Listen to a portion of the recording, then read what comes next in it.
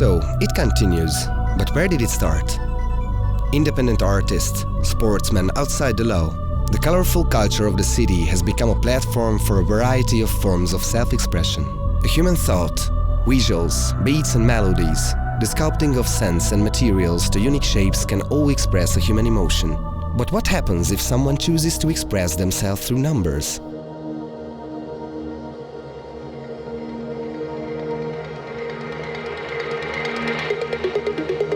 In the 1980s, something changed the world forever. Computer technology, mostly due to the appearance of affordable Commodore 64s, entered households worldwide, providing the opportunity for everyone to create digital art. But existing art forms weren't the only ones to be re-implemented on these computers. Brand new forms of art also appeared, once thought to be impossible up to that point. Computers provided an opportunity for the creator to produce visuals and sound effects and combine them to create the ultimate audiovisual experience by using only the language of mathematics and writing program code without physical interaction. As a result of such techniques, demos were born, and with them, the demo scene subculture.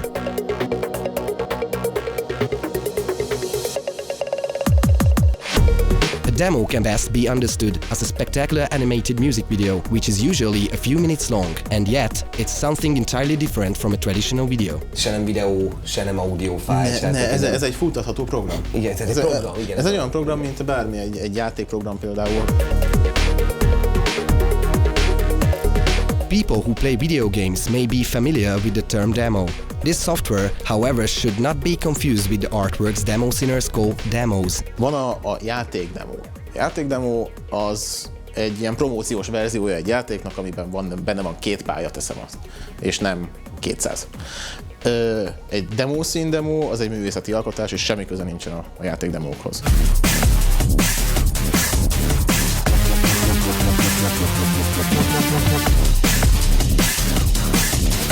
They do have one thing in common though. Demos are made using the same techniques as video games, the same skills are needed to create them, and they both end up as executable programs. Of course, there are many differences along the way. If you're making a game professionally, or if you're making a game even for you and your friends, there's a set thing that you have to follow. With the demo scene, you can pretty much break all that. Sir Garbage Truck, American coder organizer who has moved to Europe, has a self-admitted problem with finishing demos. You can either do abstract, you can have a plan. There are so many different things, and the creativity involved, and just being able, the freedom involved in doing whatever the heck you want to. A demo színben az ember találkozhat olyan problémákkal, ami egy kicsit megmozgatja a programozó fantáziáját, hogy hogyan lehet egyszerűbben, kisebb méretben, hatékonyabban megoldani. Egy demónak ugye az lenne a célja, hogy a zene és az animáció összhangjával valami olyasmit hozzon létre, ami egy videoklipszerű dolog, amit leülsz és szívesen megnézem. Összeülnek a haverok, van egy programozó köztük, van designer, van grafikus, és akkor van még zenész, csináljunk már valamit, legyen látványos, vagy ne legyen látványos, de örüljünk neki, és akkor mutassuk meg a többieknek is. Tehát ebben ez a lényeg, hogy hobbi, amiben kiélheted magad.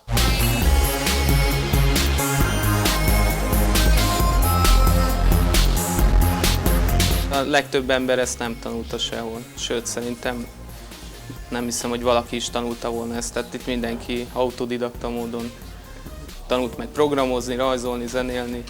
Szóval ilyen szempontból ez egy naív művészet. Önmagában a demo színnek a mai világban csak úgy, mint azon kívül, hogy művészeti, önkifejezési eszköz, így sok értelme valószínűleg nincsen. Boise, coder, member of Conspiracy and Digital Dynamite. His demo Chaos Theory, created in his demo tool Addict, has been shown in the United States at SIGGRAPH, the world's most renowned computer graphics conference. A demókat mindig is szórakozásból csinálták az emberek. Régen meg ugye azért, hogy megmutassák, hogy ide néz, mit csináltam én ebből a számítógépből. Akkoriban a 90-es években, amikor elkezdtünk ezzel komolyabban foglalkozni, akkor egymás után lepődtünk meg, és ennek főleg a demók az okai, mert olyanokat láttunk a képernyőn, amit azt mondtuk, hogy ezt nem lehet megcsinálni. Megláttuk és így eldobtuk az agyunkat, hogy úristen, ezt meg lehetett ebben a programban csinálni. This is what really moves us, motivates us to find new and impressive way of rendering graphics.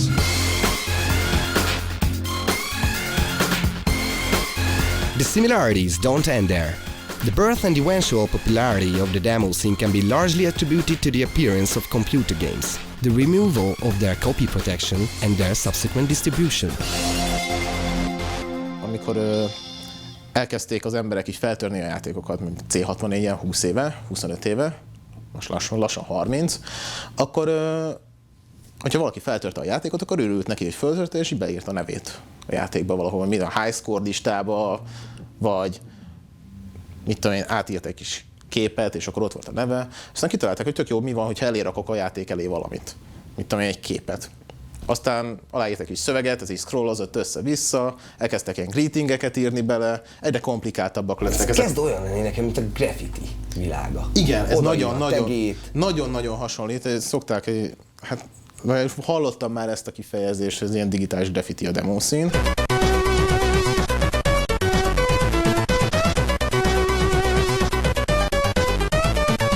Gyakorlatilag a feltört játékok elé, aki feltörte, az szeretett odarakni egy ilyen kis, akkor már intro crack throw-nak hívták, ez egy kis introduction volt, hogy bemutatta magát a csapat, hogy mi vagyunk a menők, mert mi feltörtük azt a játékot, és ti nem.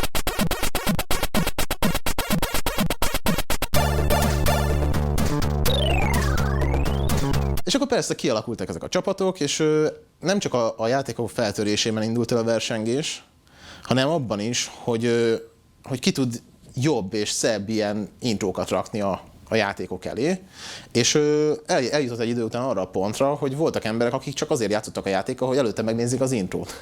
Én is többek között ebbe a kategóriába tartoztam, mert tök jó volt a zenéje, szerettem a zenét, tök jó betűkkel írták ki a cuccokat, meg így tényleg így elképesztő dolgokat műveltek, és sokszor technológiailag jobb dolgokat műveltek, mint a játék, amit feltörtek.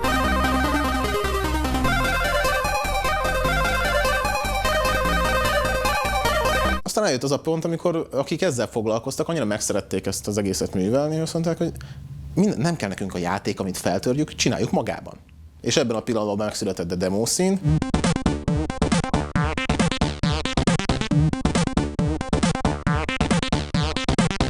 Valakinek számítógépe volt, akkor az már önmagában egy ilyen elit dolog volt, és akkor kellett azok az emberekkel találkozni, akiknek szintén számítógépe volt, és akkor az volt az élmény, hogy valamit azzal a számítógéppel csinálni, nem csak játszani. És akkor emiatt tudott ez az egész demo szín alakulni.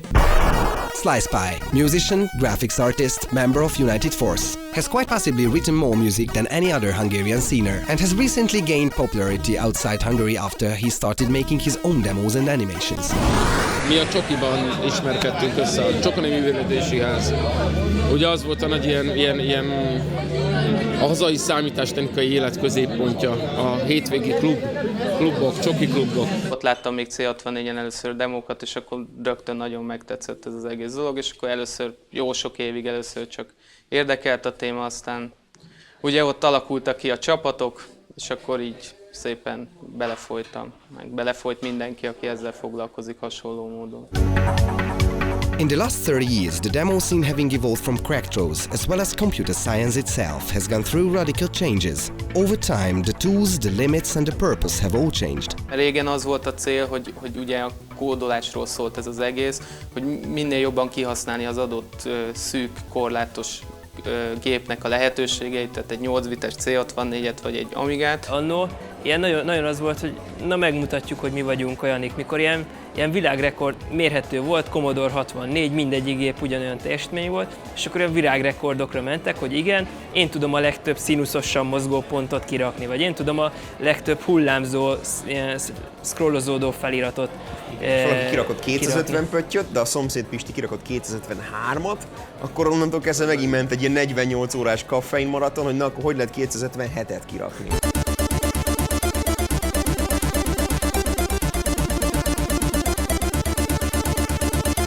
Most meg ugye már a korlátok azért nagyon kitolódtak, inkább a dizájnról szól, tehát inkább most már a művészi oldalba próbálnak egyénibbek lenni a demók, de még mindig az a demo nyeri a legnagyobb elismerést, ami kód oldalról is, tehát a lehetőségek kihasználásának oldaláról is, és művészi szempontból is nagyon kiemelkedő. A lényeg az, hogy egy olyan produktumot prezentálja a végén, amitől összefossák magukat az emberek.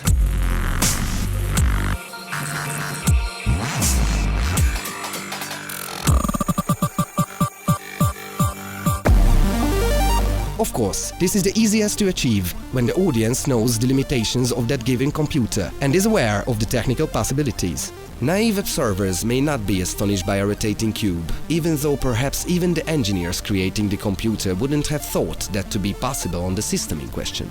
As limitations expanded, it has become possible to create spectacular demos that can be enjoyed without a particular technical knowledge. This can also be attributed to a change in artistic perspective. Mostanában ugye jobban szétoszlik az, hogy kialakul az, hogy egy demónak, intrónak van egy ilyen producere, vagy rendezője, akinek az fejében így megvan, hogy minek kell nagyjából a végső képnek lennie, és ő így próbálja lemenedzselni azt, hogy kinek mit kell csinálnia. A rendező. A rendező, igen. Vannak olyan demók, amik tényleg csak arról szólnak, hogy a technológiát megmutassa, hogy csináltam egy új effektet, és fú, de jó. Vannak olyanok, amik annyira nem tartalmaznak új technikát, viszont baromi jól néznek ki, és ez csak arról szól, hogy most ez milyen jól néz ki. És vannak ilyen hát különféle olyan demók, amik valamilyen üzenetet próbálnak mondani. On Tuesday, I realized that I help people sell other people's stuff they don't really need. This happened during lunch. Most már nagyon-nagyon kevés olyan demót tudunk értékelni, amiben csak egy, forgókocka, jól kinéző 3D-s, még akkor is, ha jól néz ki, ha nincs mögötte egy ilyen gerinc, akkor most már így nehezebben értékeljük. Gargay, coder, musician, member of Conspiracy and Umlaut Design, main organizer of the Function Demo Party, actively takes part in a variety of foreign events. A part of the thing that the United States doesn't often see about the demo scene is how social it is. It's a very social thing.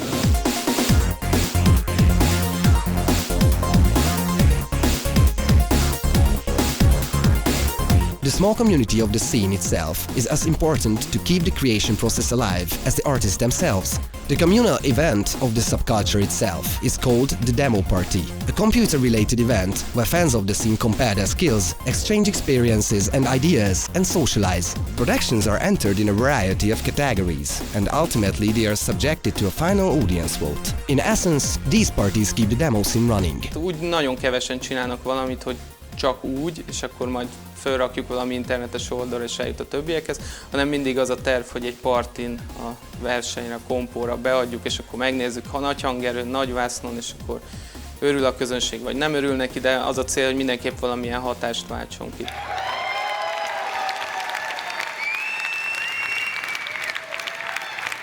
We are a bunch of opinionated people who like to see people make things.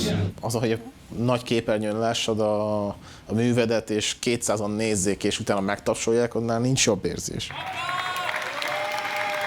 Galaxy M12. Some people like to release demos for the challenge of beating other teams. Some people enjoy just competing. Some people enjoy going to the competitions and entering something that they know other people are going to hate.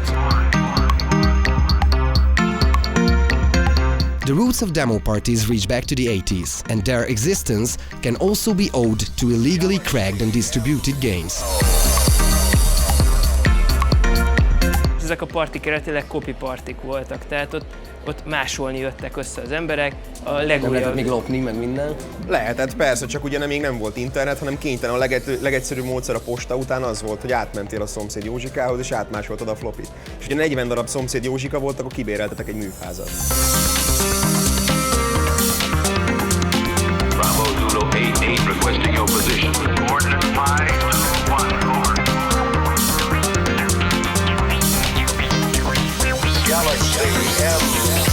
Összejöttek, másoltak, és hát előbb-utóbb megjelent maga a demózás is a partikon, mert voltak olyan emberek, akik azzal foglalkoztak, hogy kifejezetten ilyen intrókat írtak. Magyarországon most jelenleg egy darab parti van, ami ilyen széles körű, tehát hogy PC-s, tehát meg van egy 8 bites parti. Hát itt azért a komolyabb, nagyon komoly díjazásról nem lehet beszélni, tehát itt inkább a nem tudom, erkölcsi siker, vagy nem. Tehát az élményről szól a dolog.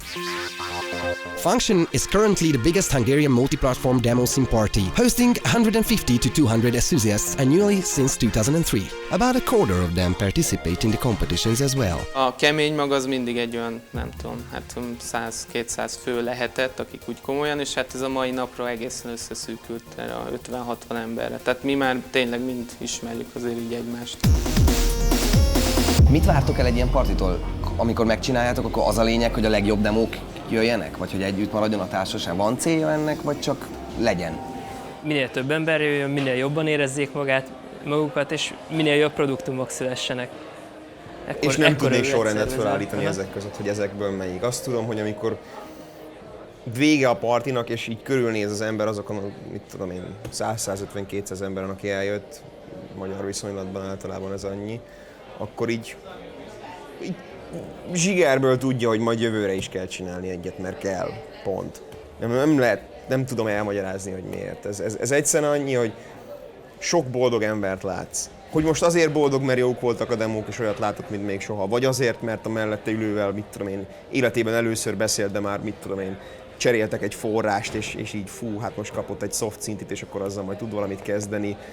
Vagy egyszerűen csak azért, mert van az a légkör, amikor egyszer csak azt mondták, hogy na, akkor gyerekek, kezdődik a verseny, és összes fény lekapcsol, és megjelenik az első entry, és attól így kirázta a hideg. Nálam ez már mindegyik, amikor partikra jártam, mindegyik egyszer legalább beütött, és nem tudnám eldönteni, hogy melyik miatt. Egyszerűen csak azt tudtam, nekem az első partimra, hogy visszajöttem, és tudtam, hogy hát akkor erről ennyit. Innentől kezdve végem van, tehát így ezekre járni kell, pont. Szóval azon gondolkoztam, hogy mennyire éri meg partit csinálni. Tehát igazából nem szponzoráltatjátok, nincs egy termék, ami eladható lenne, vagy ilyesmi, tehát gyakorlatilag a szórakozásért éri meg kvázi, meg a találkozásért éri meg partit szervezni. Pénzügyileg nyilván nem éri meg. Nincs állami támogatás rá, mert nem számítunk kultúrának, nem számítunk művészetnek. Egyszerűen nem is azért csináljuk, mert megéri-e vagy sem. Tehát így az ember néha belemegy olyanokba, amiről tudja, hogy nem éri meg, de azért kell csinálnia, mert csinálnia kell. Tök sok visszatérő külföldi vendég van, tehát nem azért jön, mert hogy nézzük meg, hol van Bukarest, hanem hogy tényleg volt már itt, és jól érezte magát. Arles, a small town in southern France, not far from Marseille. It's popular among visitors due to its authentic Mediterranean old town. But in October, people are attracted for a different reason. In recent years, Arles hosted one of France's best-known parties, Main, partly organized by Hungarians. Szerveztünk partit Magyarországon, és a második és harmadik alkalommal az itteniek követték az eseményeket a netes közvetítésbe, és meghívtak, hogy menjünk szervezni. Pasi, coder, organizer, member of Fresh Mind Works and Rebels, has quite possibly coded more demos than any other Hungarian scener, technical lead organizer of the Main party in France. Először eljöttem egy megbeszélésre, és utána összehoztuk, hogy akkor először csak úgy volt, hogy én jövök, aztán szereztem a csapatot, és mégis úgy lett, hogy az egész technikai lebonyolítást magyarok csinálják. A francia szervezők inkább a pénzügyi, a politikai, meg a barátkozás, kapcsolatok ilyenben jók. There are many similarities between Hungarian and foreign parties, but there are plenty of differences as well, not necessarily limited to the giant display mounted on the roof of the party hall, which incidentally provides a competition platform for a variety of productions as well.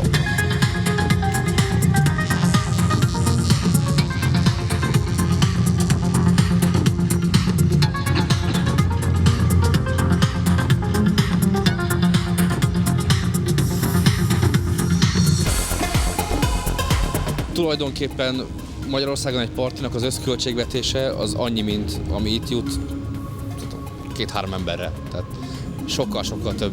Egyrészt az Egyesület vezetői nagyon ügyesek szponzorvadászatban, van nagyon profik, meg itt Franciaországban a művészetre többet adnak, hogy az bármilyen művészet, azt pártolják. The demo scene is one of the few forms of art where the artists are all part of one collective. It would be hard to imagine multiple independent communities or outlets of expression, or that someone would create demos while detached from the main community, publishing works in different places. If people stop making parties, demo scene will die, because you need real contact in real life with people you make demos with, and you meet with to talk. Even if it's just once, twice a year. You feel the demo scene when you are talking with the people. Már olyanra is volt példa, hogy lement a demo, amiben én csináltam a zenét, és akkor valaki oda jött hozzám, hogy hú, te is ezt a hangszert használtad, meg ezt a szintit használtad benne, én is ezt használtam. És ott kialakult egy beszélgetés, és akkor onnantól kezdve meg haverok voltunk. A legnagyobb ellenfeleink általában a legjobb barátaink. Ez büszkén állítható. Parties are of course not only about the competitions, but also about gaining experience and having fun. Aside from technical lectures, the schedules often consist of scene-related live acts or bands, and in several cases, a demo party has become memorable not only because of the demos shown, but because of the actual party itself.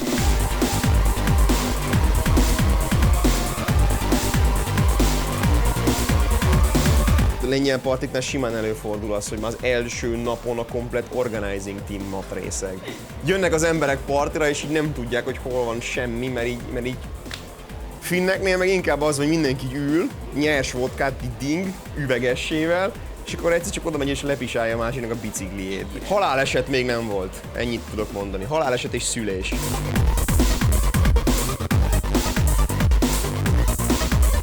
Az mindenképpen érdekelne, hogy nekem egy kicsit fiúsan hangzik ez az egész sportág, hogy lányként, tehát mennyire találsz spanokat?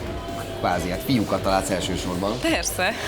Szerintem ez egyébként abszolút nem nehéz, de erre mindenkinek megvan a saját kis elmélete, meg is volt főleg annak idején.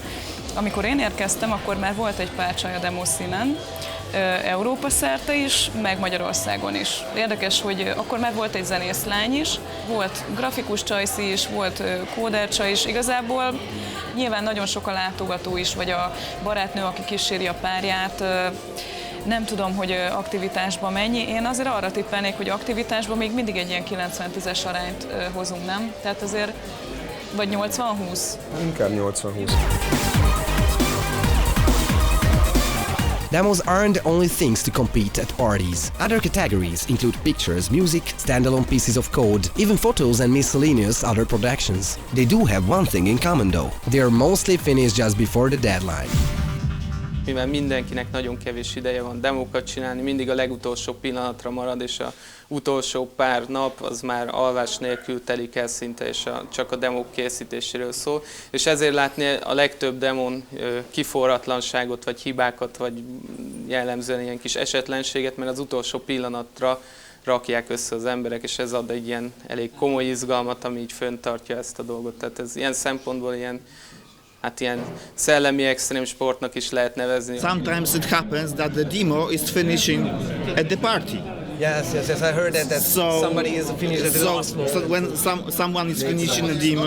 Okay, it's not perfect. No, when I was leaving home, it still crashed at the beginning. There is still a few major flaws to be fixed. Más érzés partira menni úgy, hogy viszel magaddal valamit, amit beadsz, meg más érzés úgy menni, hogy szemlélődsz, mert azért Más érzés úgy partira menni, hogy kénytelen vagy az egész partit azzal tölteni, hogy egy sarokban egy laptopet. Igen, volt rá példa, nem az egész partit, de a fél partit, de egyébként ennek megvan a hangulata. Tehát az, hogy az ember félreül, gyártja még ott helyben a release-t, néha oda jönnek, belehallgatnak, nem tudom, belenéznek, akkor tanácsot tudsz kérni más zenész arcoktól, akár, hogyha éppen zenét írsz például, vagy a kóderek, szintén kóderektől. Tehát... Igen, hogy kifagy valami, akkor így átüvöltesz, hogy nézd már meg, és akkor így... És akkor ott 3 ember debugolja.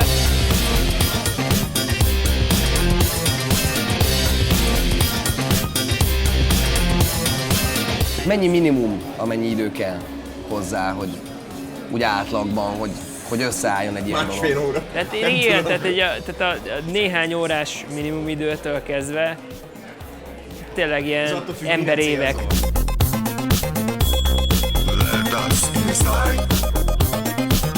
As the evolution of computer science started expanding the technical borders, a demand for artificial limitations became clear. This is how size-limited demos or intros came to be. The point of these is that the final executable file isn't allowed to exceed the given size limitation, for example 4 or 64 kilobytes. Egy osztálytársam behozott néhány ilyen fájlt egy flopin, hogy ezt figyeld, nem fogod elhinni, 64 kilobájtban mi jön ki belőle. Ott egy exe file elindítod és lemegy egy 4 perces videóklip, de így konkrétan olyan, hogy a hajadat lerakott tőle, és zseniális. Zúzós technózene. Igen. Látsz egy olyan 4 kilobájtos intrót, amiben megdöbbentő méretű, mennyiségű és minőségű vizuális dolgot látsz, és nem tudod hova rakni, hogy 4 kilobájt az mennyi, elkezdesz írni ezzel, elkezdesz írni Word-paddel valami kis szöveget, érted, és nem kell nagyon sok hozzá, hogy 4 kilobájthoz eljuss. Get your, let's say, CV in the Microsoft Word. Your CV is already 3 times bigger than this intro. To store one letter or one character, you need 1 byte of space. 4 kilobytes of space means 4096 characters. That's little more than a page of text. That's the maximum amount of data a 4 kilobyte intro can consist of. Running such a program, however, can allow the computer to generate 5 minutes of visuals and music in full HD resolution in real time, like this one.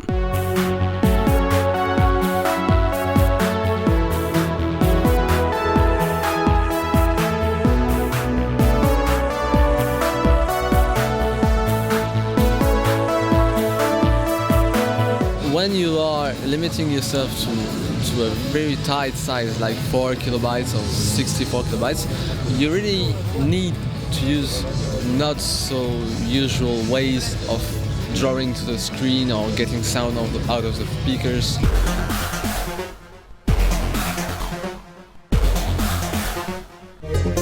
While 64 kilobyte intros can store 16 times the information of 4 kilobyte ones, they are still considerably smaller than content stored the traditional way. Normally, 64 kilobyte space allows one to store about 4 seconds of average quality MP3, or about half a second of video. Végignézel egy 5 perces videót, leesik az állat, hogy milyen jó volt, és a végén kiderült, hogy igazából ez így, mint olyan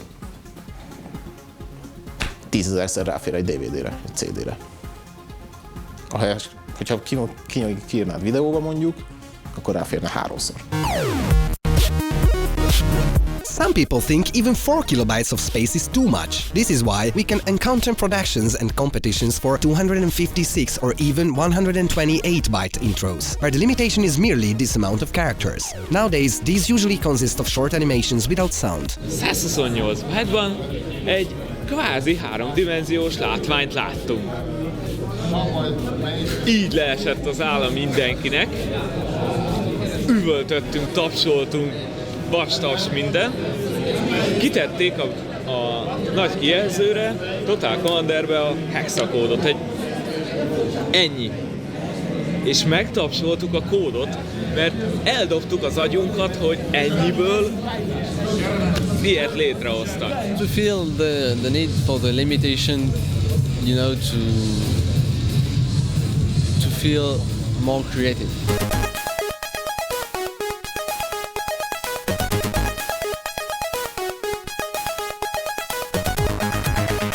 Just as artists strive to conquer artificial limitations on modern computers, people who write demos for retro computers are driven to explore technical limitations in the most profound ways possible. Commodore 64, Plus 4, ZX Spectrum, Amiga. Computers long out of production, sometimes with technologies and barriers from 30 years ago, and yet they continue to be utilized to present more and more unbelievable things from time to time. Their popularity is best demonstrated by the fact that the C64 can still claim to have the most productions ever released, having over 18,000 compared to about 14,000 on the PC. Van az a kisebb számú ember, aki nagy-nagy szerelmes ezen a gépeknek, és akár nem is foglalkozik más gépekkel, hanem ő neki ez a demószín felségterülete.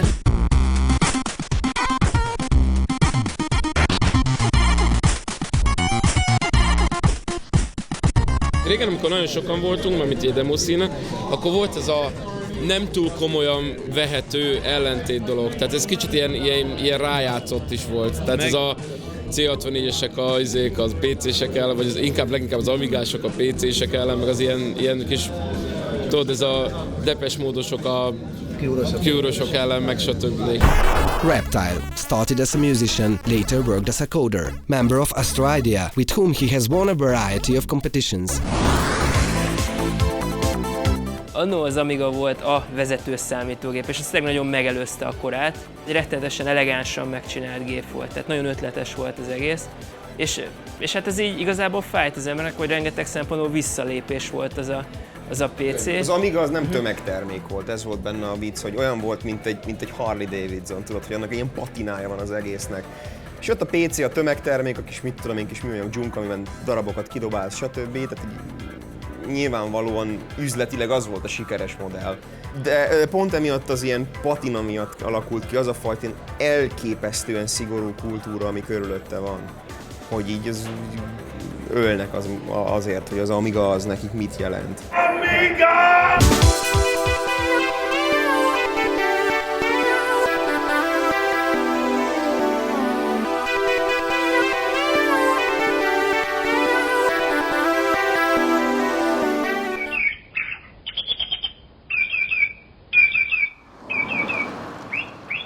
Ajkarendek, a small ordinary village in western Hungary.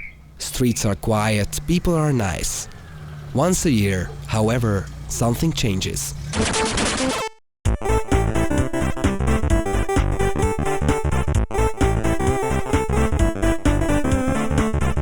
Every summer, the town is flooded with fans of 8-bit computers for 3 days, who are there to take part in Árok Party, an event that's been running for almost 15 years now. Az Árok Party a C64-es és minden 8-bites gépnek az igazi partia Magyarországon. A legelején mi kifejezetten demószín találkozót hoztunk össze, azt is akartuk, aztán rájöttünk, hogy van egy csomó ember, akit még érdekel, tehát így megjelentek olyanok, akik hardvert fejlesztenek, vagy akiket tényleg csak játékok érdekelnek, és akkor ők is jöttek. Poison, graphics artist, member of Singular Crew, one of the main organizers of the 15-year-old Árok Party. az az egyik parti, ami abszolút egyébként a haverkodásról szól, amellett, hogy megvan ez a közös gyökere az embereknek. Nagyon sokan ilyen iszonyat régi arcok visszajárnak haverkodni, évente egyszer ugye találkozunk, így nyáron. Volt olyan év, amikor ilyen közel 100 ember jött, ott is jöttek csehek, lengyelek, volt ott svéd srác jött.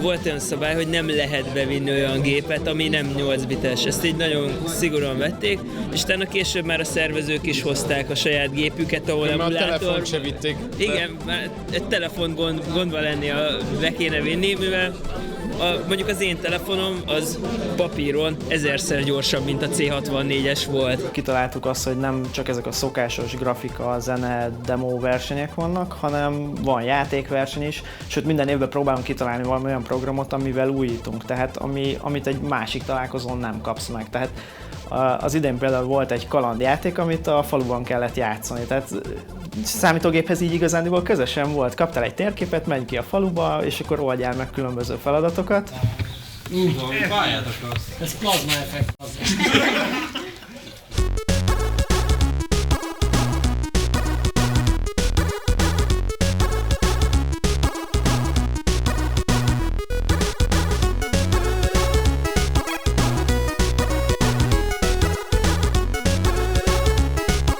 Az ilyen, tényleg az a szubkultúra parti.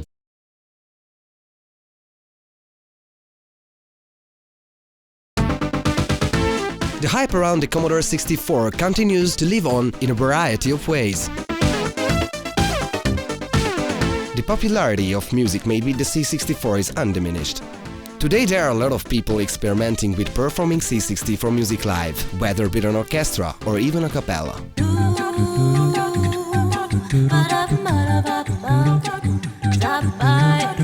And of course, there's been examples of popular producers getting inspired by C64 music.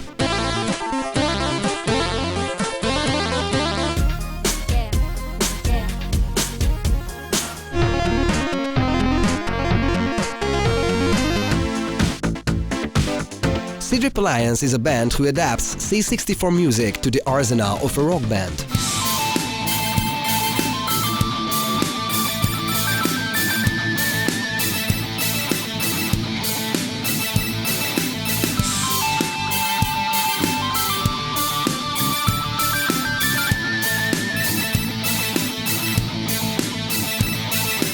Nyolcadikosok voltunk, amikor mindenki masszív játékos volt C64-en.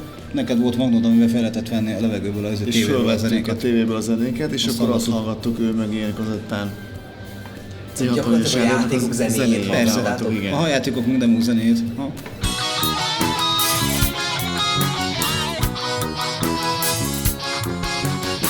Kotta nincsen, és akkor hát ki kell osztani, hogy abban a 0-1-et azt azért nehéz lenne. Igen, azt fordítani. De ugye 3 sáv van, és a 3 sávot ki kell osztani 6 hangszerre. Ez kemény dolog.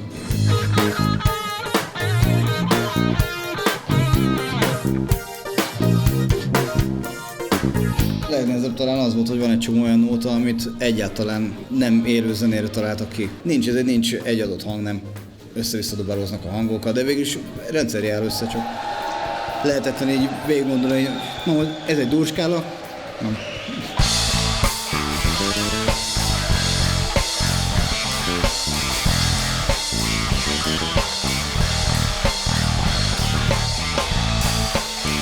Rearranging C64 music for actual instruments is a tricky task, possibly because on a computer, just creating a single note requires a radically different approach than on a physical instrument. You can't just pluck a string or press a key. Van némi hasonlóság az ilyen mostani szintik és a régi hangszintézis között, tehát mindegyik mondjuk egy színuszjelből vagy egy háromszögjelből, akármikből állítja elő a hangot, nem pedig mintákból. Tehát, hogy fogsz egy trombitát, elé teszel egy mikrofont, és akkor már is bent van a gépbe. Tehát nem, hanem megvannak az alap hullámformáid, és azokat modulálgatod meg, változtatod.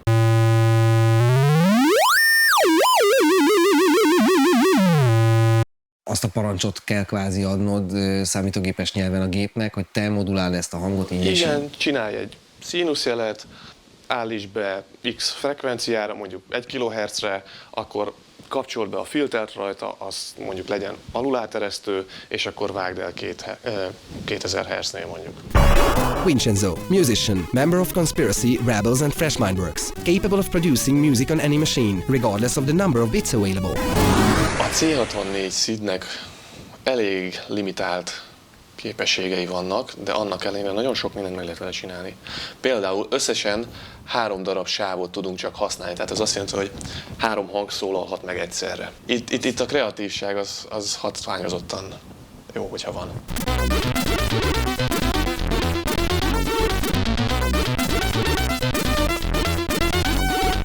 Ez tulajdonképp maga a kottakép. 3-as sebességgel az 1-es hangot használva, teljes hangerővel az F1-es hangmagasságban lejátszik, tovább megy, majd gate az azt jelenti, hogy elvágja a hangot, vagy hát kikapcsolja. Majd hangot váltunk, a 0-0-ás hang G1-es hangmagasságban, majd pedig elhallgattatok. Maga a hanggenerálás, vagy pedig a hangparaméterek beállítása az egy másik screenen működik. Most a 0-0-ás sorszámnál kezdődik, és a 41-es szám ez azt jelenti, hogy ez nekünk egy 4-szögjel. Majd pedig megint 4-szögjel, egy C modulációval, ami azt jelenti, hogy az alaphanghoz képest egy oktávval följebb kezdi, majd pedig a 41-0-0 az még egy 4-szögjel, és nincsen hangmagasságváltoztatás. És ezt például honnan tudod? Tapasztalat. Akkoriban ezt igazából így egy könyvből nem fogtad tudni. Kísérletezés volt az egész. Van az a néhány alaphang, amivel tényleg így lehet játszadozni, össze lehet őket kombinálni. Nem annyira bonyolult, hogyha az alapokat tényleg így tudja az ember, akkor tud zenét csinálni C64-en. A csávó egyébként végigkamozik egy szalcsot el. Én láttam, hogy hallottam olyan demóját, ahol egy lónyerítés van beprogramozva. Ahhoz hogyan csináltad például? Igen, és tényleg hallmátok, és lónyerítés.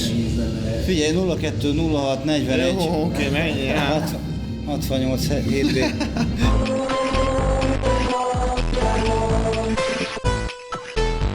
A limitációk rákényszerítették azokat az arcokat, akik ezeken a számítógépeken írtak zenét, hogy a semmivel csináljanak valamit. És sehogy máshogy nem, mert csak irgalmatlan mértékű zsenialitással. Live Act Commodore 64-jel? Megvalósítható egyáltalán? Vannak, akik csinálják.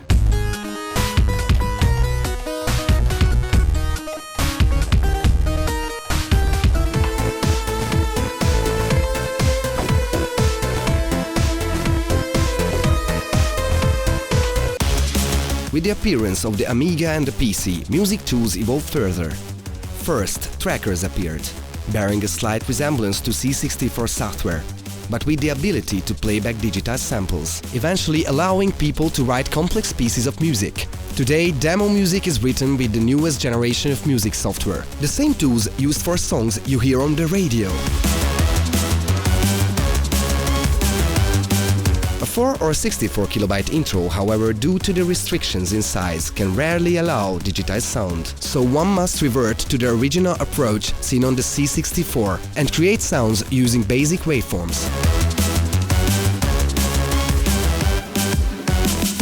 A demo mennyire követi a demószín a zenei trendeket? Számít az, hogy éppen most mi a divat? Én mondtam, hogy dubstep mérgezésem van. Tehát akkor dubstepet nyomnak most a demósok is? Orvérzésig. Big beat orvérzésig, drum and bass orvérzésig, dubstep orvérzésig. Néha becsúszik egy-egy jó metal demo, általában finn. Tehát akkor nincsen. Nerdcore. Nincsen zenei behatárol. Nincs, abszolút semmi. Ambient. Még elektronikus sem, mert... Még drone ambient is van, rengeteg. Ami tényleg így 10 percen keresztül ez a folyam. Ugrik be olyan demo, aminek szamba zenéje volt, de nem jellemző azért.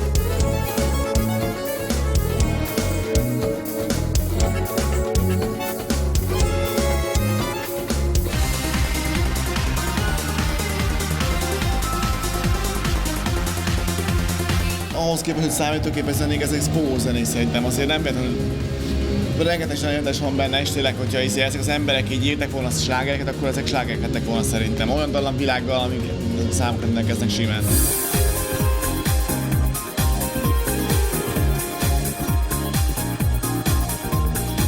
mostly demo scene musicians are just demo scene musicians. I see. So they are separated from the musical screen. Not completely separated, but yeah, you'll find demo scene musicians doing cool drum and bass tracks that will only release them in the demo scene and nowhere else.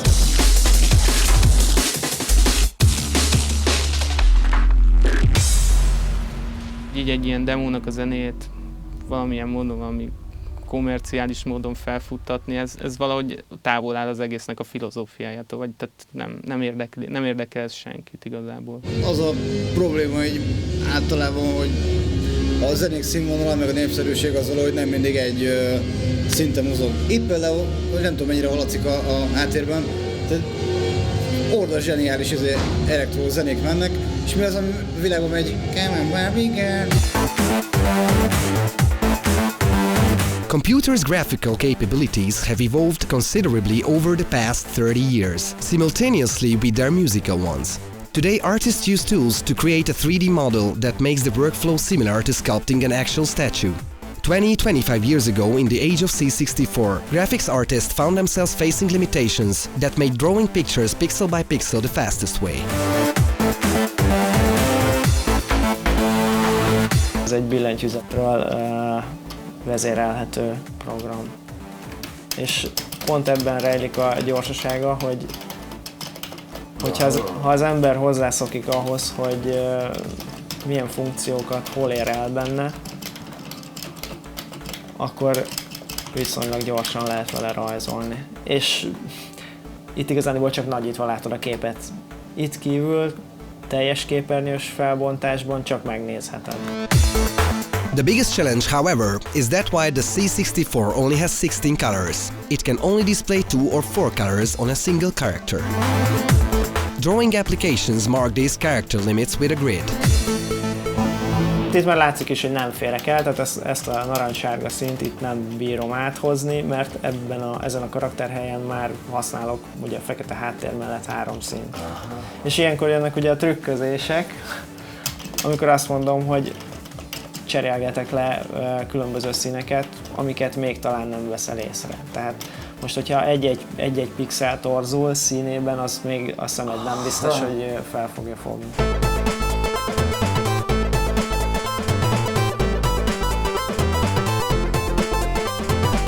Ez is egyébként a szépsége ennek a pixelezésnek, hogy vannak bizonyos limitációk, amiket be kell tartanod.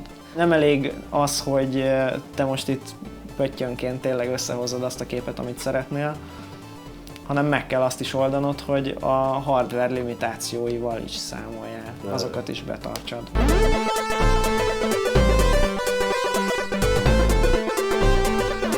Hogyha utána nézel a mai C64-es grafikusoknak, tehát akik a mai nap kifejezetten alkotnak, a legtöbben már nem C64-en dolgoznak. Rengeteg olyan eszköz van, úgynevezett cross-platform tool, ami azt jelenti, hogy másik platformon fut, ahol több a lehetőséged, de kifejezetten arra készült, hogy utána majd C64-en tud azt megjeleníteni.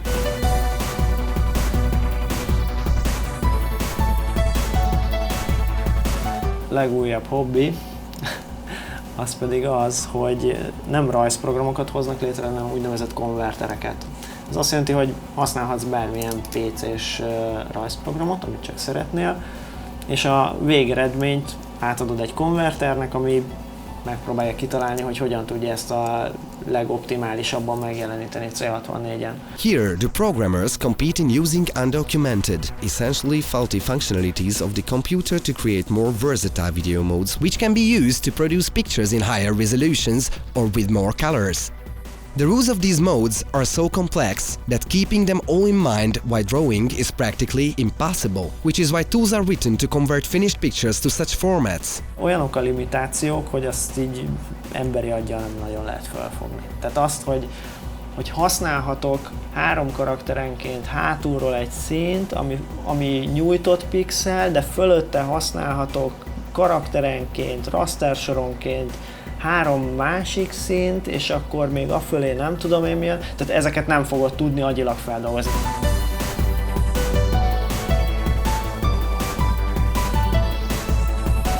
Az a durva, hogy a mai napig vannak újabb és újabb szoftveres felbontások C64-re, tehát olyan brutális dolgokat hoznak össze, hogy azt mondanád, hogy nem lehet. Tehát minden évben elmondjuk, hogy nem lehet, ez már a határ, most már elértük a végét, nem lehet, és valaki mégis csinál valami. Virágzik a chip retro, és úgy látszik, hogy még mindig tágíthatóak feszegetik nagyon a határokat, igen.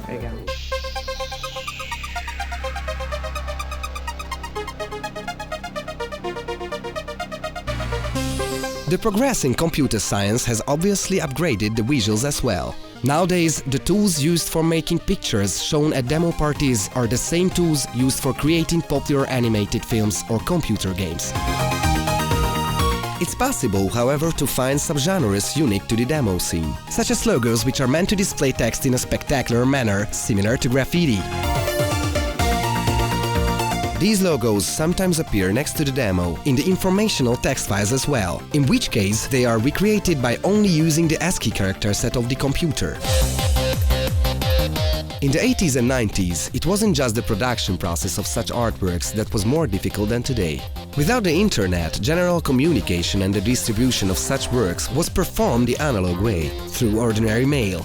Swappers, who eventually created their own networks across the globe, put demos, games and copies of other software onto floppies and exchanged them via postal mail. We, mail traders, have 100 contacts with other people, and we just, we were some kind of a peer-to-peer networks. I have stuff from these guys, I write a letter, pack all the stuff and send it to the other guys. It was important, if you had something new, you had to get it out to these other people. Magyarországon is volt olyan srác, akinek ilyen 500 fölötti kontaktja volt, akivel papírlevéllel küldözgette a dolgokat. We have a full envelopes of floppies, 4 floppies, 8 floppies all around Europe.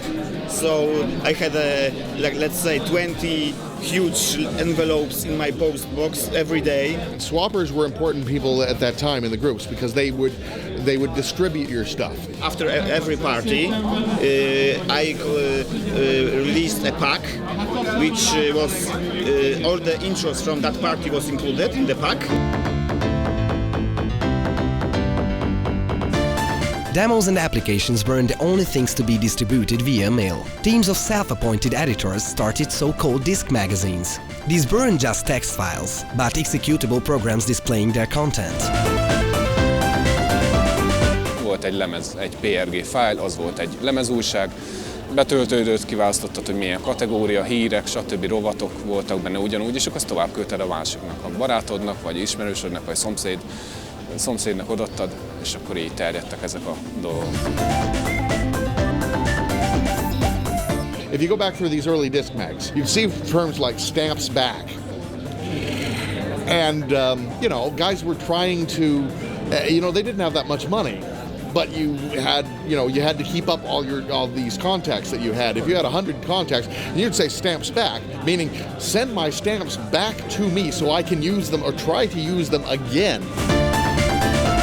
In these days, even downloading wasn't the same. To be exact, the correct term would be downwhistling. 80-as évek közepén lehetett, amikor a Magyar Televízió foglalkozott ilyen kísérleti adásokkal, illetve a rádió is foglalkozott ilyen kísérleti adásokkal, hogy egyszerűen lefütyülték a programokat. Magyarul azt, amit a C64 amúgy egy rendes programnál, hogyha lementettél audio kazettára, ugye? Úgyha ezt a kazettát berakod a magnóba és meghallgatod, az egy sípolás. Na, ezt a kódolt hangot, ezt lesugározták, és ezt te fölvehetted. Tehát, hogyha volt egy kazettás magnód, akkor mondták, hogy na most a Commodore-osok figyeljenek, vagy a Spectrumosok, és akkor indítsák a felvételt, fölvették, és utána ezt a kazettát fogtad, be tudtad tölteni a C64-en vagy a Spectrumon.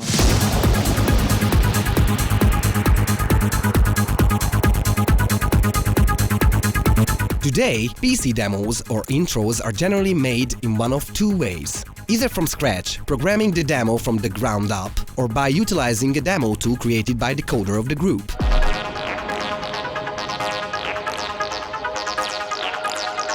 A demo készítés, legalábbis ahogy én csinálom, az úgy nézett ki régen, hogy például akartam egy 3D objektumot csinálni. Mit tudom én, akkor még a Digital Dynamite nevű csapatba toltuk, és fogtam egy D betűt, így lerajzoltam négyzethálós papírra, szépen, a 3D sémáját így lerajzoltam, és négyzethálókból kiszámoltam, hogy ez a pont lesz a bal felső pont, ez a 0-0 koordináta. Akkor egy négyzetrács az egy egység, akkor a következő pont az a 2-0 koordináta. Aztán szépen így körbeírogattam, leírtam papírra a számokat, begépeltem a izébe, rendesen egy programba, és akkor nagy nehezen meg tudtam jeleníteni valahogy, mert benne volt a memóriában.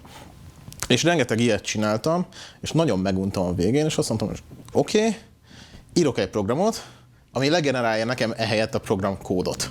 Tehát, hogy én összekattingatom valahogy a D betűt, teszem azt, és a végén kiesik belőle az a forráskód.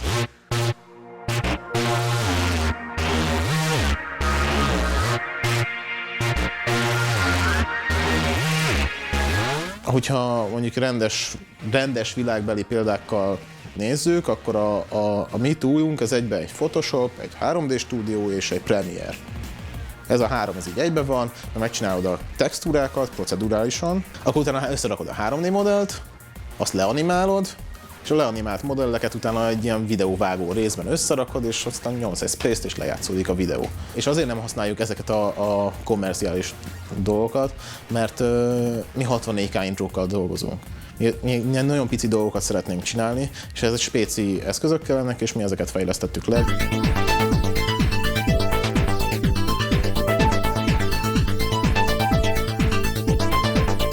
Ez gyakorlatilag, hogy megnézed, ez a timeline. Ez a kis fehér vonal az, hogy hol vagyunk éppen az intróban, ez olyan, mint a Premiere, ugye. Szépen rendes, korrekt videó. És akkor itt ezek a különböző eventek, de ez mindenféle ilyen post-effekt, post-filtering, ilyen kontrasztot rárak, elmossa a képed, meg mit tudom én. Szóval ez látod, ez egy komplett 3D modell igazából. Ez itt lett összerakva. Nem azt mondjuk, hogy háromszögeket definiálunk, hanem azt mondjuk, hogy itt egy tórusz, ilyen sugara van, ennyi pontból áll. Szóval ez mondjuk 3 paraméter, ahelyett, hogy mondjuk 12 000 pontot is szépen leírogatsz. És erről szól az egész 64 kilobyte dolog, hogy azt mondom, hogy van 3 paraméter, és nem azt mondom, hogy 12 000 pont. These incredibly small sizes are achieved by creating intros with binary program code and its parameters, instead of using large pre-generated 3D models, pictures, videos or music files. The computer then uses these parameters and algorithms to produce the visuals and sound. Ilyen képekből áll össze az egész. Szóval semmi komoly nincsen benne, de a végeredményben a vizuál az mégis úgy össze van rakva.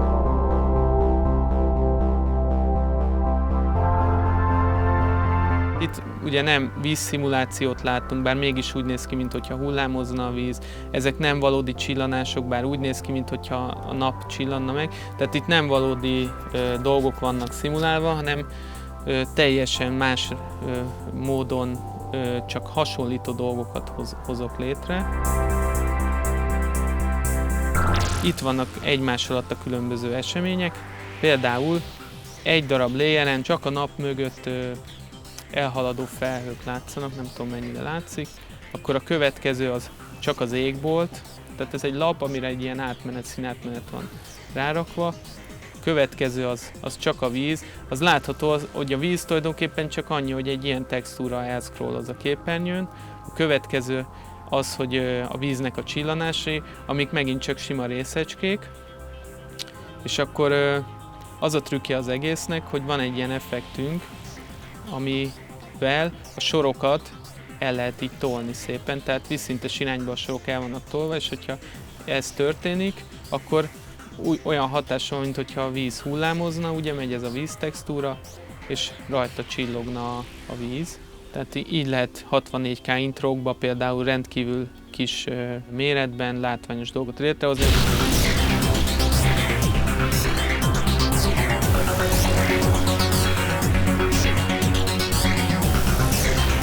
Of course, not everyone wants to make a demo too. Some people have more fun starting from scratch every time they make a demo. 3x40 vonalat fogok rajzolni, és körülte forog a kamera. Vannak a vonalacskák, és akkor szépen adunk hozzá egyesével effekteket. Először is legyen az, hogy a vonalakat meghajlítjuk. Ez a sor felelős a csápok hajlításáért, működése a következő. Ki van számolva az egyes kis tengelyeknek a középpontja, a XYZ koordinátájuk. Azt én elforgatom a távolságokkal az origótól, megszorozva egy színusz értékkel, ami az időtől változik. Mind a két tengely mentén, és visszarakom ugyanabba az XYZ számba is. Azt rakom ki képernyőre.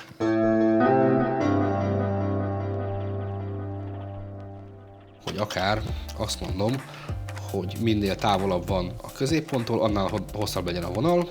A V a vonalak hosszát jelzi, a középponttól való távolság, azaz a I abszolút értéke, osztva 10-zel, és ettől lesz az, hogy minél messzebb van, annál nagyobb.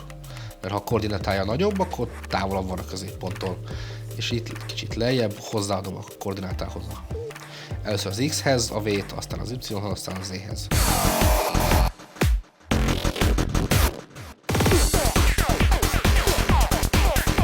The complexity of program code can grow infinitely. Even among the most spectacular demos, you can find some where the demo was created entirely from scratch, without the use of a demo tool or other such software.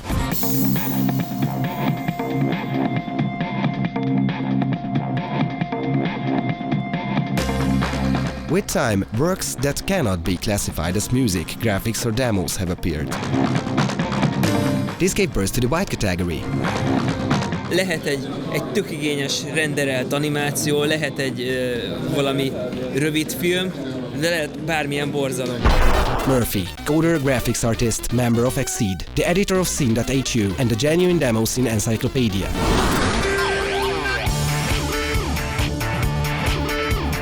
Pár éve azt hiszem Breakpointon volt egy ilyen wild demo, ami gyakorlatilag egy gép volt, amit így betoltak a színpadra. Volt benne egy ilyen 3x3x8x8-as LED kocka, plusz még mindenféle ilyen villogó szar rajta, és akkor az így ment, és csinálta a dolgát. Hát meg live act is volt már White Compon, tehát hogy konkrétan nem vetítették, hanem kimentek a szereplők a színpadra.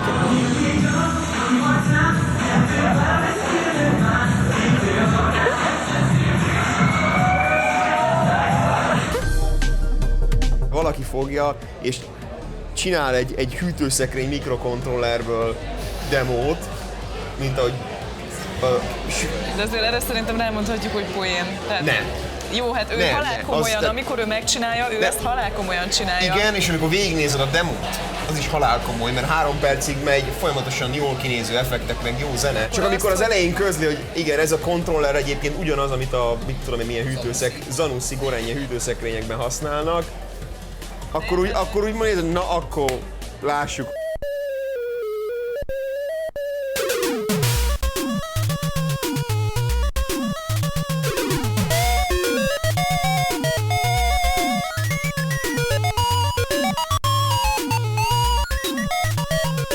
Valaki egyszer kitalálta, hogy csináljunk valami nagyon extrémre, és akkor így talán próbáltak rálicitálni. Gyakorlatilag nincs olyan platform a világon, és nem csak számítógépekről beszélünk, amin nem volt demószín aktivitás. Tehát a számológéptől a toronyházak ablakai.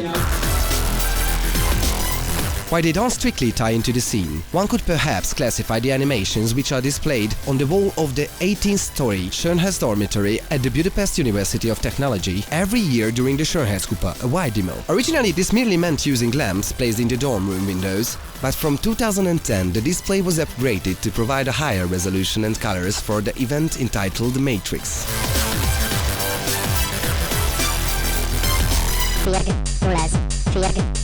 Magyarországon született meg a Lémer Demo, mint kategória. Igazából máshol nem is honosodott meg. Nem tehetünk róla.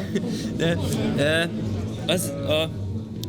onnan alakult ki nagyjából, hogy a White Demók egy jelentős része az ilyen viccesnek szánt produkció volt, és hogyha ennyi ilyen van, akkor csináljunk neki külön kategóriát. Neked van a legsebb hajad a világon.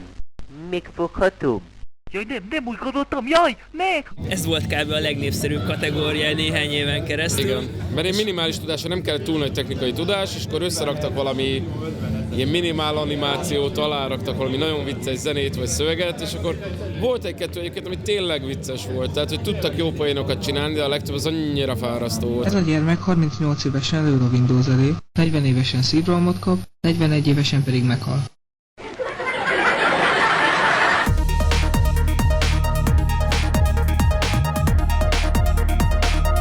The demo scene is the most popular today in Germany and Northern Europe.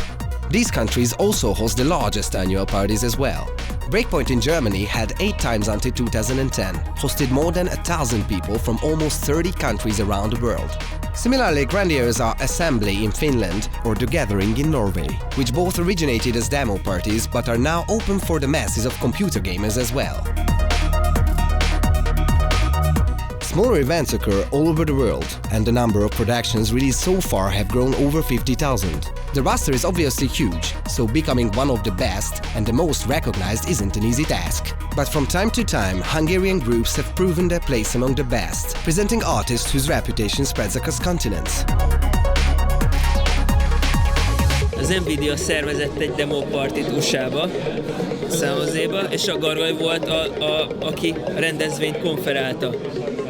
Tehát egy autentikus arcot akartak, és egy magyar srácot kivittek USA-ba angolul beszélni. Mindig van egy-két csapat, amelyik éppen aktuálisan nagyon kiemelkedő, hol egy, mit tudom én, angol csapat, hol valami norvégok, hol németek, hol finnek, tehát és van ilyen, hogy a magyarok között is vannak ilyen csapatok, amik egy-egy produkcióval így bekerülnek a élbolyba.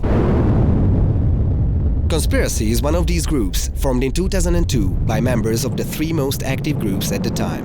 Úgy léptünk be a demo színre ezzel a csapattal, hogy az akkori 64K királyokat, akik tényleg így mindenkit mindig tutira agyonvertek, azt mondták, hogy ha van Farbraus demo, vagy Farbraus intro a kompóban, a competitionben, akkor be se add nagyjából, mert esélytelen. És a legelső release-ünkkel elmostuk őket a picsába. Conspiracy shows up at Breakpoint and has a 4-parter.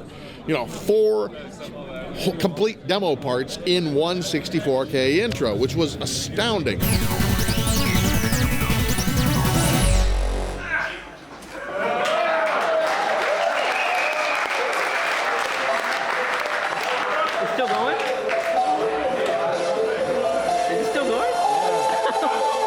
Direkt úgy csináltuk, az egészet teljes titokba csináltuk, nem tudta senki, hogy viszünk release-t a partira, azt se tudták, hogy létezünk.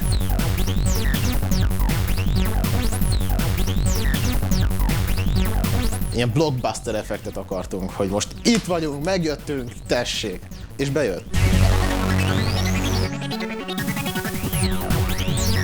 Ülünk ott a versenyen, és akkor szépen itt mennek az intrók, és akkor jön a harmadik utolsó előtt. Nem lehetett tudni, hogy hány intro van ugyanis a kompóban, sosem mondják el. Csak tudod, hogy még egy, tök jó, van még egy. És volt egy pár jó intro, és akkor lement a Farbraus intrója, ami egy ilyen nagyon-nagyon durván jó intro. Ez, abban az intróban volt először egy animált ember. Ráadásul egy meztelen csaj, úgyhogy képzelheted.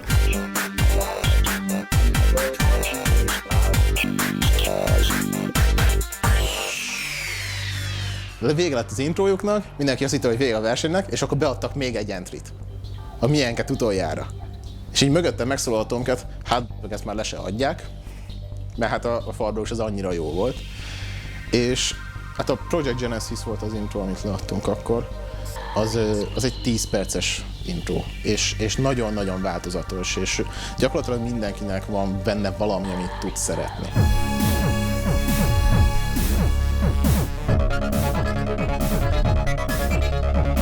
A legelejére raktunk egy logót, hogy Conspiracy, senki nem tudta, hogy ki a franc, ez mit akarnak.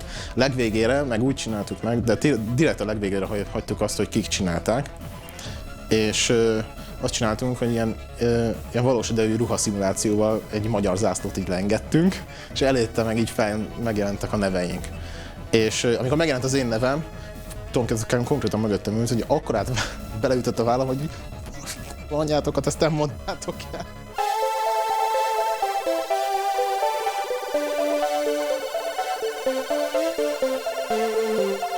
Gargaj abban a pillanatban fölpattant, magyar zászlót az első sorban elkezdte rengetni, ez nagyon jó volt.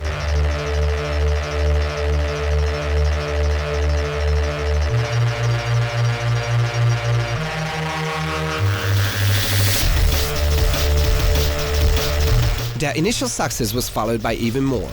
Their 64K intro Chaos Theory is possibly the best known Hungarian intro in the world. Its popularity and reverence is best shown by the fact that the French demo group Frequency created a 4K remix for Main 2010. 2 weeks ago, we were searching for an idea to do a quick compo for the 4K, and we thought we were watching demos like usual late at night with friends, and we thought, hey, why not take a 64K and try to make it into 4K? And when we said this, the first 64K that came into our mind was Chaos Theory. It's really famous in the intro scene because it's quite the first demo to have such an entertaining music and such complex visual in a so tight size.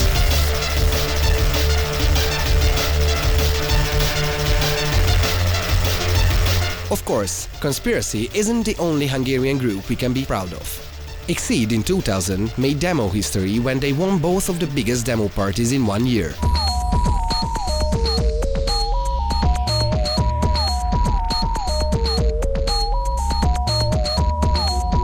Their 64K intro, Heaven 7, is still considered to be among one of the best to this day, and their demo spot won assembly in Finland. The list of Hungarian group successes could go on. On the C64, the demo Soy Legacy by Resource used to be considered as one of the 10 best demos on the platform for years.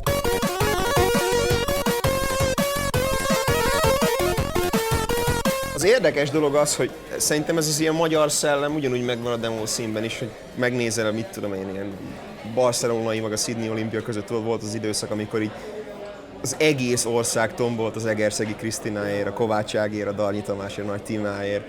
Ez ugyanúgy szerintem megvan a scenéért is, hogy tudjuk, hogy mi kicsit így a hátrányban vagyunk a történelem miatt, egy picit így mi vagyunk az Untenman egy picit mindig a történelemben, és pont emiatt van az a magyar szellem, hogy így már pedig jön az a kis magyar csapat, aki fog és szájba pakolja a komplett mezőnyt.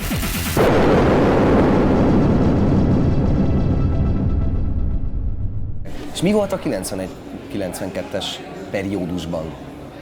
Annyiból volt különleges ez, hogy egyrészt ez a kelet-európai blokk, és akkoriban, akik így aktívak voltak, akkor tényleg ott még nyelvi problémák elég jellemzőek voltak. Excuse me, mi a véleményed arról, hogy 3 órával korábban indul a magyar busz? Az? Viszont baromi sokan voltak, tehát volt Magyarországon több ezer fő fölötti parti, demo parti. Tehát, hogy akkoriban maga a magyar szín, az baromi nagy volt, és igazából tökül el volt a magyar szín így magába is. Aha, mert tehát nem volt szükség. Volt olyan év, amikor talán 7. 6-8 parti. Tehát igen, tehát volt 2 olyan év, amikor ilyen annyi parti volt, mint 4 országban együtt máshol, és egyszerűen annyira zajlott az esemény, hogy így teljesen mindenki jól el volt.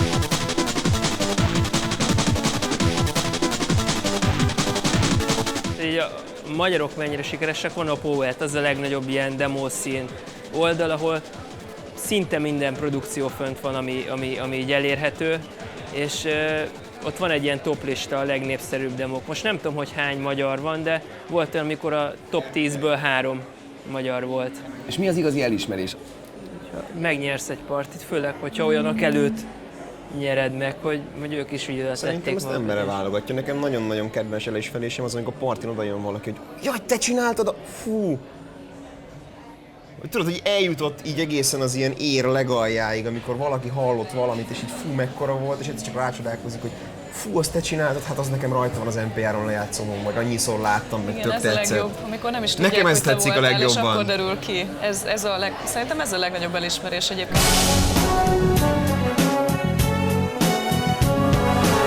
One of the idiosyncratic motives of mutual reverence in demos are the greetings, where the creators of the demo pay respect to the groups they greatly admire. Being greeted in a demo made by one of the popular groups is considered a badge of honor, as it expresses that they consider your work to be one of the best. És vannak ilyenek, hogy kvázi celebek, legendák ebben a körben Magyarországon? Azok szemében legenda mindig valaki, aki még fiatal. Tehát mit tudom én, a Gargaiék most a legmenőbb magyar csapat, ők most legendák biztos azoknak a szeméből, akik így most ismerkednek az egésszel. Voltatok ti is legendák. Igen, tehát én a Murphyről olvastam cikkeket, meg ilyenek. Mindig az előző generáció. Hihetetlen bizarr, amikor egyszer csak így találkozol valakivel, akiről annyit olvastál. Occasionally, a demo becomes popular outside the scene as well. Ott ülök segrészegen Szegeden, és fölöttem két ember arról beszél, hogy 60 ikánytól és tudod, a Conspiracy, és fölnézek. Miről beszéltek? Ismeritek a Conspiracy-t? Persze, jó. Csá, Boyce vagyok is. Csávónak ekkora volt a szeme. Mi a keresett itt? Mondom, jöttem koncertre.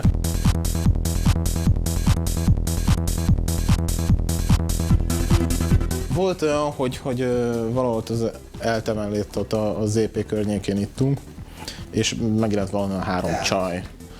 Így valami ismerős hozott 3 csajt, és akkor így egyik haver mondta, hogy mutassuk meg nekik a videón, ott volt a telefonomon az egyik intrónk, a Chaos Theory, és megmutattam a csajnak, és az így, hát mi erről tanultunk.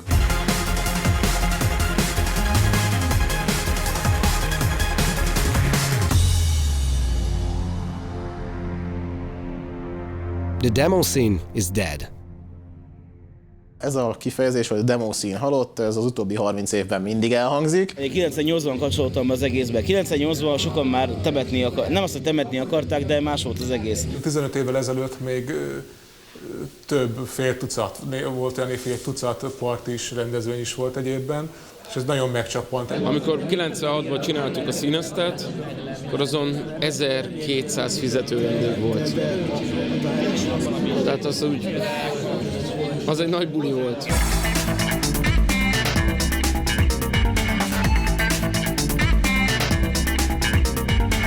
Felnőtt az a generáció, aki annak idején főiskolás volt, meg talán még középiskolás, aztán egyetemista, aztán húha, család lett, meg munka lett, meg minden lett, és a lelkesedés még van, de idő már nincs. Ami ilyen tényleg, hogy nekiülünk, és akkor most csinálunk egy tök jó demót, azt utána 99-et. Én most már se csapat, se demo? Hát nem nagyon. Mindig vannak tervek, de aztán sose lesz bele sajnos semmi. Mi? Mert öreg vagyok. És akkor már nem lehet demót írni? De lehet, csak ciki. Öreg vagyok és lusta vagyok. Nem, hát nem nagyon van rá időm, tehát vagy nem is az, hogy időm kell. Tehát ha hazamegyek, és akkor tudom, én dolgozol a munkahelyeden 10 órát, ne röhög, 10 órát a munkahelyeden, és akkor hazamész, és akkor csináld ugyanazt otthon, az már annyira néha nem annyira megy.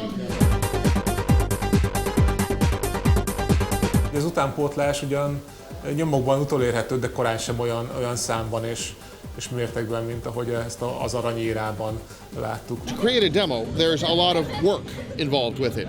And not necessarily the same instant feedback and gratification that you can get from, say, making a YouTube video in 5 minutes and then you get like 50,000 hits from people telling you that either it's brilliant or that you suck. You don't get that in the demo scene. You might get like 12 people saying how brilliant it is and 300 people telling you that it sucks. So the payoff isn't necessarily there for kids to say, I want to spend that amount of time. Régen az orange-esek voltak, hogyha valaki így nagyon, nagyon oda tette magát, akkor egy év alatt, és nagyon ötletes volt, egy év alatt el tudott oda jutni, hogy tényleg ilyen világszintű dolgot produkál. Most, hogyha valaki így nullából kezdi, ez egy 4 év. A viral video on the internet lasts what? Less than 15 minutes of fame. But a demo, we remember demos from last year, the year before, 10 years ago, 15 years ago. Régebben tényleg az volt, hogy ha valaki már ki tudott rakni egy forgókockát a képernyőre, akkor ő volt a Műmájer, de most már annyira más a standard, gondolj bele, megnézel egy Avatart moziban, meg ilyenek, most már gyakorlatilag azt a fajta szintet kell hozni.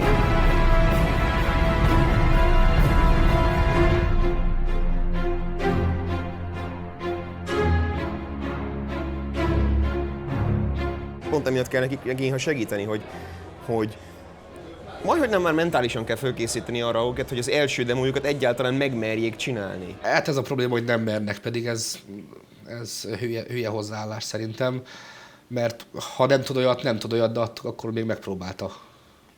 Hát ez hozzáállás kérdése.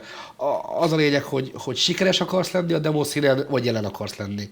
Ha sikeres akarsz lenni, túl kell írni, és évekig kell foglalkozni vele, grafikust kell szerezni, designert kell szerezni, ha abszolút sikertre vágysz. Ha pedig szórakozni, akkor le kell írni, és demót kell írni. Gondolj bele, a scene az egy ilyen viszonylag komoly technikai alapokon nyugvó, művészeti, számítógépes, underground, ingyenes valami. Csodálkozol, hogy nem népszerű? Szerintem ez tök természetes, tehát manapság van internet, van ilyen konzol, olyan konzol, más foglalja le a fiatalokat. Tehát mi annak idején nem volt net, és akkor elhekkelgettünk a saját kis gépünkön, amit megvettünk, amit a szüleink megvettek. És úgy érdekes volt, hogy bütyköltük, meg ezt ki lehet hozni, azt ki lehet hozni, stb. Volt néhány számítógép egy bizonyos városban, és akkor néhány ember csinált rajta kreatív dolgokat. És valamilyen szinten privilégium volt. És mindenki használja ezeket, ezért manapság ez annyira nem terjedhet el. Most már minden, hát a gyerek leül a gép elé, érted, internet, az egész világ ott van előtte, azt csinál, amit akar, játszik, böngészik, máshogy működik a világ. Abba érdemes belegondolni, hogy 95-ben mondjuk, ami számítógépen történt, és így leglátványosabb volt, azok a demók voltak. Tehát akkoriban a játékok még kérdések voltak, tehát így lépéshátrányban voltak. Túlmutattak még azokon a játékokon is, amiket annak idején készítettek hivatalos stúdiók, annál jobbat tudtak csinálni, szebbeket, minőségibbek. Manapság meg annyit kell csinálni, hogy felmész YouTube-ra, és megnézed a top 10 grafikai stúdiónak a sorjét, és akkor így megkapod az arcodba azt, ami a csúcs. Hát annak idején nem voltak ilyenek, hogy Toy Story, meg ilyenek. Most meg elmegy az ember a moziba, és utána persze, hogy már rácsodálkozok egy 4K-s demóra, hogy most ebben mi a jó. Egy olyan technológiával, egy olyan csapat csinál mondjuk egy átvezető animációt, amiben tényleg ilyen sok-sok száz ember hónapnyi munka van. Tehát azzal hobbifejlesztésként 5-6 ember nem tud versenyezni látványba. Tehát itt inkább az újszerűségen van jelenleg a hangsúly.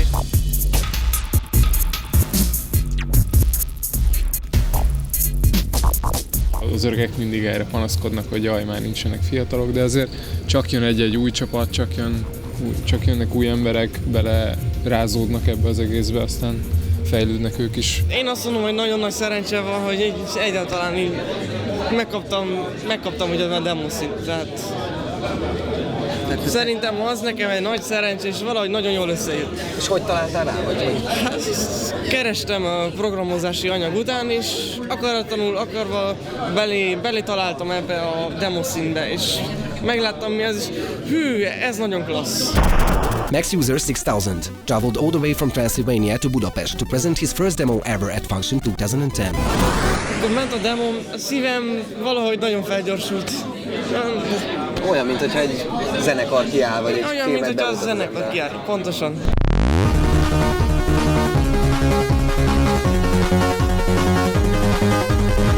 Mi a célod, amikor így elkészítesz egy demót? Nyilván azért itt valamennyire verseny van. Díjat szeretnél lenni, első szeretnél lenni? Én csak a demóra gondoltam, hogy valamennyire olyan demót csináljak, amivel nem terrorizálom a népet, és valamennyire élvezik is az emberek. Tehát én csak erre pályáztam, és azt hiszem túl jól elsült.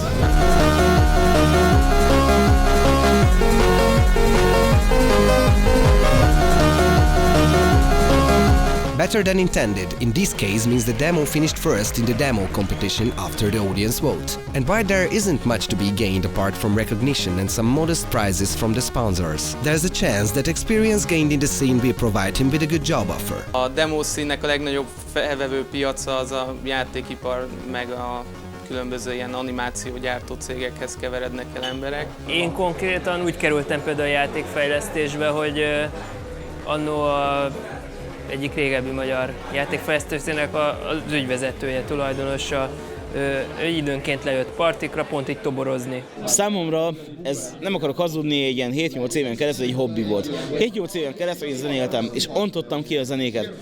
Elértem azt, hogy néhány éven belül én zenélésből meg tudtam élni évekig.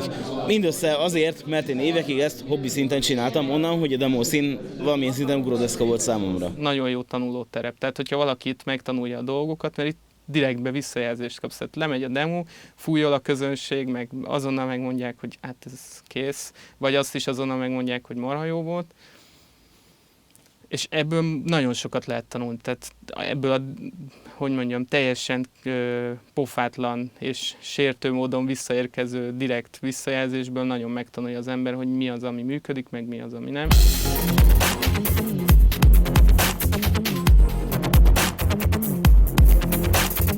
Azok az emberek, akik mondjuk így a 90-es évek elején, közepén ezzel elkezdtek foglalkozni, azok mára már szerintem mindegyik valamilyen szoftverfejlesztő cégnél, tehát játékprogramfejlesztő cégnél, vagy valamilyen vizuális utómunkával, vagy effektgyártással foglalkozó cégnél dolgozik. These people really know their stuff, you know, and they work like on in really big companies like Pixar or Apple, Microsoft. These people not only work for some of the biggest companies, many European game development studios were founded by demo sceners. Demo groups were responsible for the birth of DICE, creator of the Battlefield series, or Remedy, authors of games like Max Payne and Alan Wake. Several demo musicians have also worked on successful game soundtracks as well, such as Assassin's Creed or the Unreal series. We've also seen multinational corporations such as Nvidia, Intel or Microsoft organize their own demo parties or demo competitions, providing their own tools for the creators to produce with.